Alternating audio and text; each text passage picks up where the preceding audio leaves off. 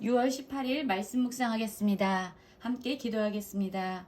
하나님, 우리에게 절제의 힘을 주시옵소서.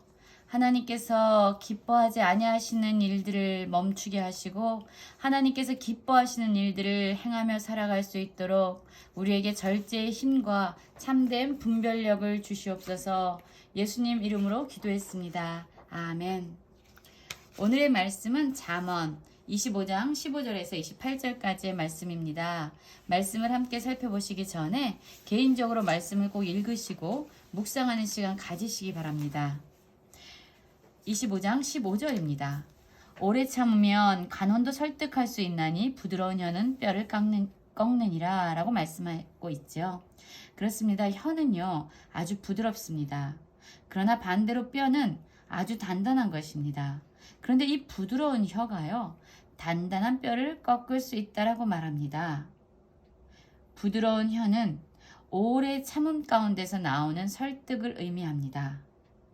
그렇습니다. 여러분, 우리가 우리의 감정을 절제하고 또한 우리의 입술에서 부드러운 말이 선포되어질 때에 어떠한 강한 것도 우리는 꺾을 수 있고 이길 수 있다라고 말씀하고 있는 것입니다. 16절의 말씀을 보면은요. 너는 꿀을 보거든 조카리만큼 먹으라 과식함으로 토할까 두려우니라 라고 말씀하고 있죠. 꿀은 몸에 참 좋은 것입니다. 그뿐만 아니라 입에도 단 것이죠. 그래서 꿀을 보면은 족할 만큼 먹으라 라고 말하고 있어요. 그런데 이렇게 몸에 좋고 입에 단 아주 좋은 꿀이라 할지라도 그것을 절제하지 아니하고 우리의 탐식으로 식탐으로 말미암아 과식하게 되면 그것도 토하게 된다라고 말하면서 우리의 삶의 절제를 가리키고 있습니다. 이 말씀은 27절에도 동일하게 반복적으로 표현되고 있습니다. 꿀을 많이 먹는 것이 좋지 못하고 자기의 영예를 구하는 것이 헛되니라. 그렇습니다. 꿀은 좋은 것이잖아요. 또한 몸에도 유익할 뿐만 아니라 입에서도 단 것이지만 많이 먹는 것, 절제하지 아니하고 그것을 많이 먹는 것은 좋지 못하다, 해롭게 된다라고 말하고 있습니다. 그뿐 아닙니다. 자기의 영예를 구하는 것은요, 많은 사람들이 추구하고 있는 삶의 모습이죠. 그런데 이렇게 자기 영예를 구하고 추구하는 건 역시 넘치게 되면 절제하지 못하고 그것이 야망으로 바뀌게 되고 자기의 욕심에 의한 발걸음이 될 때 그것은 헛된 것이다 라고 말씀하고 있습니다. 17절에서부터 보면은 이런 말씀이 있죠. 너는 이웃집에 자주 다니지 말라. 그가 너를 싫어하면 미워할까 두려우니라 라고 말하고 있습니다. 아주 친밀한 관계 가운데 있는 이웃집에 다니기 시작합니다. 그런데 이 한두 번, 두세 번 이렇게 자꾸 반복적으로 하면서 상대방의 감정이나 상대방에 대한 배려 없이 그냥 습관적으로 계속 가는 거예요. 절제를 잃어버리게 됩니다. 상대에 대한 깊은 배려와 언제 가야 될지 말아야 될지라는 분별력을 상실하게 되죠. 이렇게 절제하지 못하고 이웃집에 자주 다니게 되면은 그 이웃이 너를 싫어하고 미워하게 될 수 있다는 것입니다. 결국 우리의 삶에 절제가 얼마나 중요한지 말씀하고 있는 것입니다. 28절에도 동일하게 말씀하고 있어요. 자기의 마음을 제어하지 아니하는 자는 성읍이 무너지고 성벽이 없는 것과 같다. 그렇습니다. 우리의 마음을 제어해야 합니다. 절제해야 합니다. 절제가 어떤 의미죠? 정도에 넘치지 않도록 알맞게 조절하고 제어하는 힘이지요. 그래서 우리가 하기 싫어도 해야만 하는 일들이 있고요. 하고 싶어도 하지 말아야 될 일들이 있습니다. 이것에 대해서 우리는 절제하고 조절하고 제어하면서 살아가야 합니다. 그런데 이런 절제력을 잃어버린 사람들은 자기를 지킬 수 있는 그 경계선이, 울타리가 무너지는 삶을 사는 것이다 라고 말하고 있어요. 그래서 절제의 중요성에 대해서 오늘 잠언의 말씀은 우리에게 계속적으로 말씀하고 있습니다. 그런데 이렇게 있는 자들이 행해야 될 절제 있는 삶, 분별력 있는 삶이지만 우리가 그러한 참된 지혜를 잊어버리게 될 때 어떤 삶의 열매가 나타나게 될까요? 18절에 보면은요, 자기 이웃을 쳐서 거짓 증거한다라고 말하고 있어요. 이것이 사람들에게 방망이와 칼과 뾰족한 화살이 되어 사람들의 마음에 상처를 주고 그들의 마음을 아프게 하는 그런 결과를 가져온다라고 말하고 있지요. 그렇습니다. 잠언은 한결같이요, 거짓 증거에 대해서 계속적으로 경고하고 있습니다. 또 지혜 없는 사람들의 삶의 모습은요, 환난 날에 진실하지 못한 자를 의뢰한다라고 말하고 있어요. 그런데 이러한 삶, 진실하지 못한 자를 의지하는 삶은 부러진 이와 위골된 밭과 같으니라라고 말하고 있어요. 발과 같으니라라고 말하고 있어요. 여러분, 이가 있습니다. 그런데 부러졌어요. 발이 있습니다. 위골됐어요. 이가 있지만 제 역할을 하지 못하는 것이죠. 발이 있지만 디딜 수가 없는 것입니다. 걸음을 걸을 수가 없어요. 제 기능을 할 수 없는 것입니다.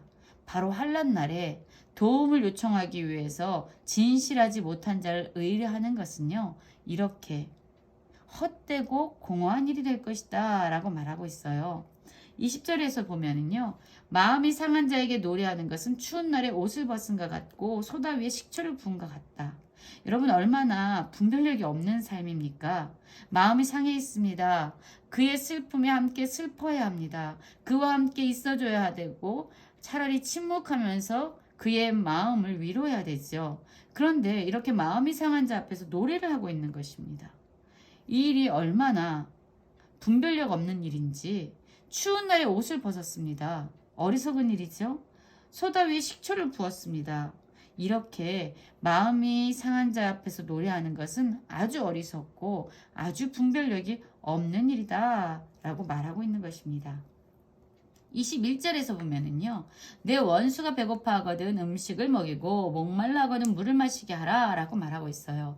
여러분, 우리는 원수가 있으면요, 어떻게 합니까? 복수하고 싶잖아요. 나를 한 대 때리면 2대 때려야만 우리는 속이 풀리잖아요. 나에게 욕을 했습니까? 우리는 2배, 3배, 4배로 욕을 해줘야지 우리는 시원한 사람들이잖아요. 그래서 우리의 마음이 상하고 우리를 아프게 하는 원수가 있으면 우리는 복수를 꿈꿉니다. 그런데 오늘 잠언에서는요, 원수를 갚는 것, 원수에게 복수하지 말라고 말씀하시면서 오히려 원수가 배고파하거든 그에게 음식을 먹이고 목말라하거든 물을 마시게 하면서 은혜를 베풀라고 말합니다. 그 결과가 어떻게 됩니까? 그리하는 것은, 이렇게 원수에게 은혜를 베푸는 것은 핀 숯을 그의 머리에 놓는 것과 일반이요, 여호와께서 내게 갚아주시리라. 여러분, 핀 숯을 머리에 놓았습니다. 무슨 의미일까요? 그렇죠, 여러분. 이 핀 숯, 불이 있는 그 숯을요, 머리에 놨어요. 어떻게 됩니까? 머리가 얼마나 뜨거워지고 얼굴이 뜨거워지겠습니까?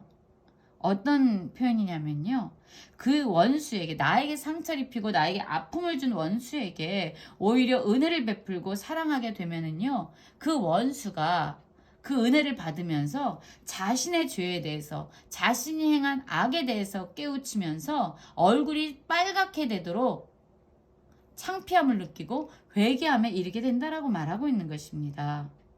그래서 원수를 사랑하는 것은 그 원수를 진정한 회개로 돌이키는 길이 된다라고 말씀하고 있어요.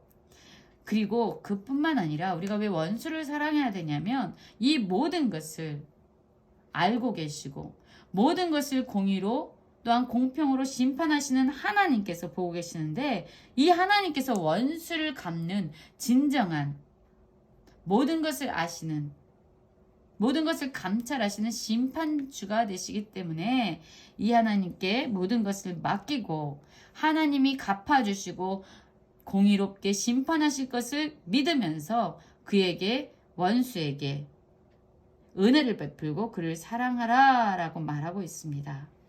지금 우리의 삶은 어떠합니까?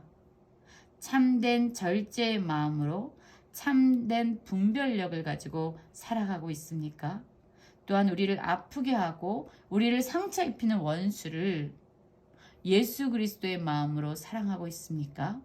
예수님은 십자가에 달려 죽으시면서 아버지, 저들이 자기의 하는 일이 무엇인지 알지 못합니다. 라고 말씀하시면서 저들의 죄를 사여 주십시오라고 기도하셨습니다. 하나님께서 진정한 심판자가 되시는 것을 신뢰했기 때문에 예수님은 온전히 자신을 죽이고 십자가에 못 박는 죄인들을 향해서 참된 용서를 선포하신 것입니다.